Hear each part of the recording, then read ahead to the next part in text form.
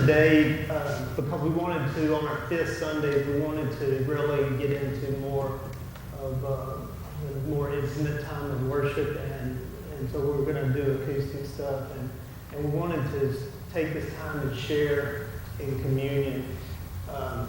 Communion being a relationship, and we share communion with those we have a relationship with. So what we're doing is we're having communion together today. We believe in personal communion. We have that. If you don't know, we have those personal communion elements set up here all the time. We built these walls, so now they'll be out. They were in this room on the side, but we encourage you to take that time in communion with God. But this is the time we like to have communion together, and so today I wanted to just take a minute before we enter into this, and I want to talk about it a little bit and explain to you what exactly is going on. I really think that I can't sit here and talk to you. This is driving me crazy. I want you to get what was going on at this time, okay? A lot of people think that the communion time was the Old Testament Passover meal. But if you were here at Easter, we realized that in the timetable that things were going on, this meal that they had was not the Passover meal. It wasn't the Seder. It wasn't the traditional time of Passover. And the reason is because Jesus was being crucified at the same time the lamb was being slaughtered for Passover. So this was the meal that kicked off the night before. And what this meal was the Messiah, but the rabbi meeting with his disciples. And you got to understand the relationship. There was a love relationship here. He loved these kids. He had given them and invested his whole life into them. And this is the last night on this earth he's going to get to share and to spend and to really let them know. And I want you to just imagine that you have your kids with you and you know that in a few hours your life's going to be over. And you sat down with your kids and you share a meal. What do you tell them? Man, at this point, you want to help your kids. You want to share everything that they're going to need to know. Forget about all the other stuff. The most important things in life, you want to share with your kids. Like, this is what you need to know. Out of everything I've taught you, this is the thing that you have to remember. And man, you can read at the end of this night the way it goes in the book of John, John 13, 14, 15, 16, 17. This is Jesus' conversations, and that's why those scriptures are so important. Because this is Jesus's don't ever forget these things.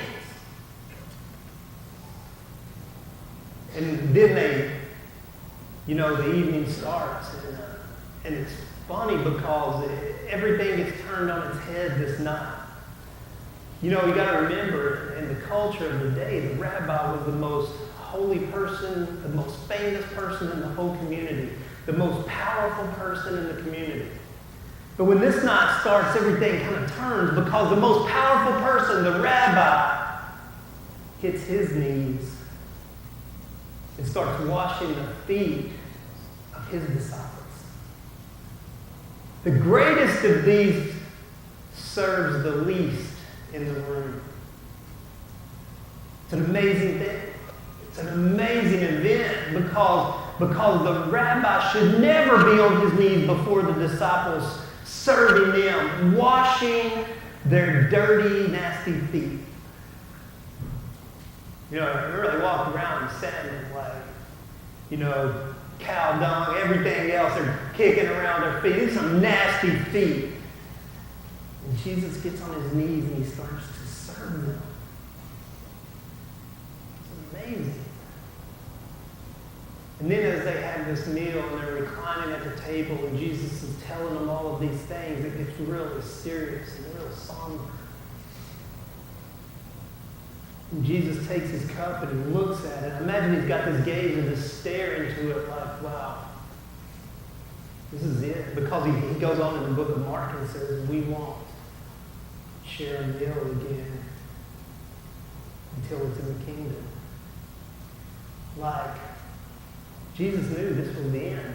This was the last day. You got to remember, we can't remember what this, we don't know what this was like, but earth was here and God was there and heaven and earth were separated. And the curse and the fall in the garden had broken everything. And this is the last night for this earth and this heaven. This is the last night. This is the end of it all. It's coming to an end. It's all happening. And the law of God, which said, don't ever drink of the blood. As Jesus is looking into his cup, he looks at his disciples and says, this is my blood. Take it and drink it. Which is the opposite of what the law said, the law of Moses.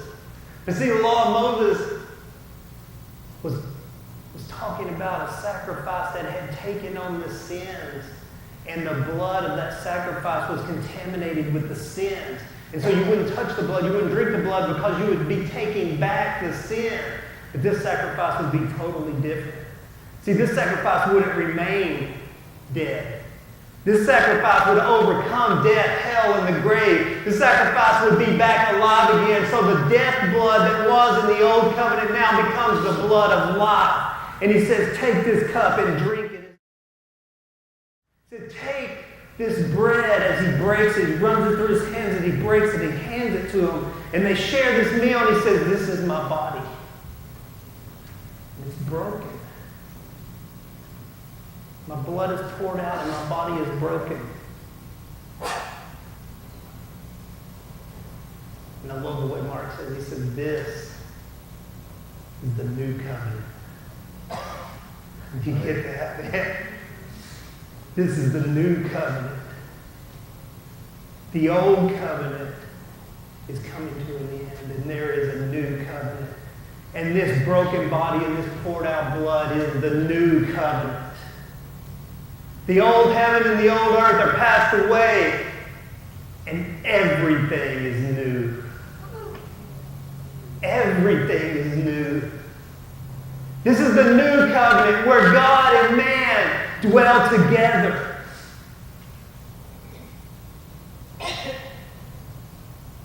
Where our sins are no longer held against us because the price was paid. This is the new covenant. The kingdom of heaven has come. The kingdom of heaven is upon us, among us, within us. Because heaven is where God is. And if you want to go someplace else, that's fine. But isn't God enough?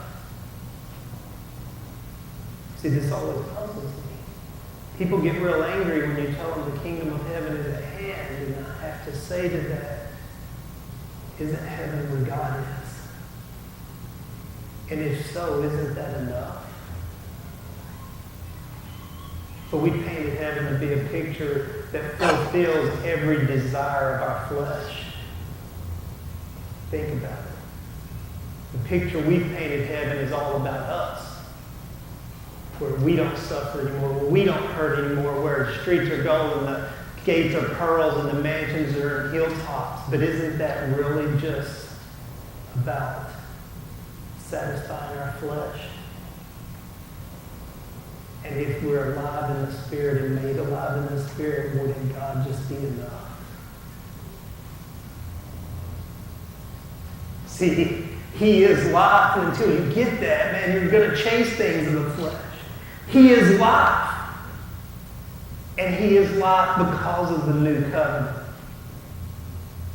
And so what is this communion about? What is this supper about? What is this meal about? And Jesus says, as often as you partake in this communion time, as often as you share this meal, as often as you break the body and drink the blood, I want you to remember me.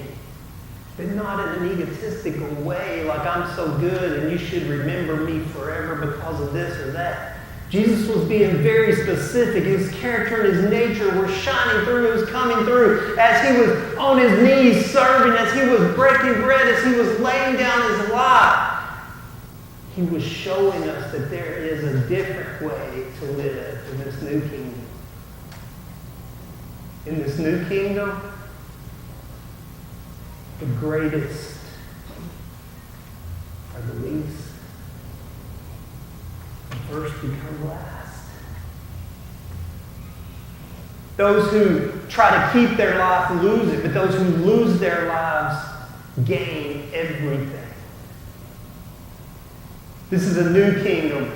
This is a new kingdom where the greatest is the servant of all. And as we take this, and as Jesus was teaching this, and as he was talking, he wanted them to remember this night. He wanted them to remember it because at this night, the rabbi served the disciples. And as we commune with God and we enter into his kingdom and we share this meal, this bread and this cup is not about remembering the cross. The cross has made us whole. It's made us complete. It's given us right standing with God. This meal is to remember what this kingdom looks like. This is a reminder that we're in a new world, a new covenant. This communion has everything to do with us serving our fellow humans.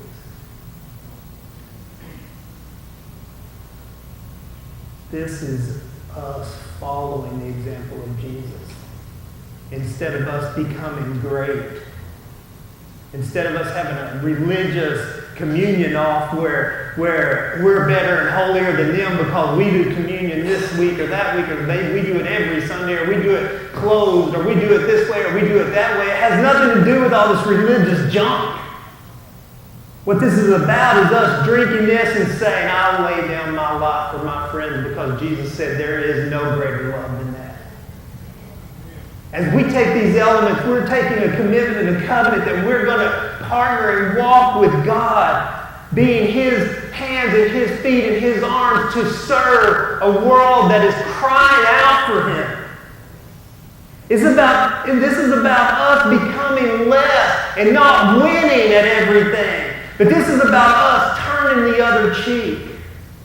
This is about us being okay when people wrong us. This is about us being forced to carry the person who hates us load an extra mile. Jesus said in his teaching, he said, anybody can love those who love them. Anybody can do that. True love can love those who hate you. Can serve those who despise you. Can forgive those who wronged you. This is the new covenant. The new covenant where those who want to gain life by laying down their life for those around us. Under the new covenant, it truly is not about us in any way. The Eucharist, the elements, the broken body and the poured out blood of Christ is a reminder for us every time we drink and every time we eat of that we are to be broken bodied and poured out blood. That if we're truly walking in the new kingdom, we will understand that our lives are bought and paid for. That we don't owe God anything. Get that? I need you to understand that you do not owe God anything. Some of us walk around with a heavy burden like we owe God so much. That's not your burden to carry. Our burden to carry is that, am I going to make the lives of the people around me better? Or am I going to try to win? Jesus says if you're trying to win, you're going to end up losing. If you try to help others win, you'll win. If you truly love God, you'll love others. And if you truly love others, you'll lay down your life for them. That's what this is about. This is about the new covenant. This is the commitment of the new covenant. This is the elements of the new covenant. This is us partaking in the broken body and poured out blood with a covenant and a commitment to God to be broken body, to be poured out blood, to lay down our lives for our friends. You're like, man, that's heavy. Yeah, it's heavy. But nobody asked you to get nailed to a cross. That's done. All we've been asked, turn the other cheek. You don't always have to win. If you want to gain your life, you'll lose it. Serve somebody. Serve anybody. Serve everybody. It's weird. That's weird. That's the weirdest thing ever. But this is the new covenant. This is the new kingdom. And so what we're going to do right now is I'm going to pray over you. And then we're going to play. And as we play, I want you to find that place with God and have Him reveal to you in your heart the communion with Him, the relationship with Him, the partnership with Him. And when you feel ready and you feel like, man, this is it, I have to do this, then there's communion elements up here. And Howard told me I'm going to need to explain to you how they work, but I'm going to tell you this. I think you can figure it out. Hey, listen, if you mess it up, like if you come from a Catholic church, you can mess up communion, right? But here, you can't. If you mess up, come and get another one and do it again. We're a church of the second chance.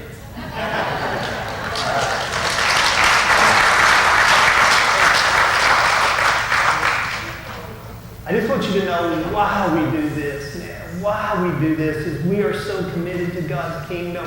We're so committed to His way that we truly believe that serving our fellow man is just a better way to live.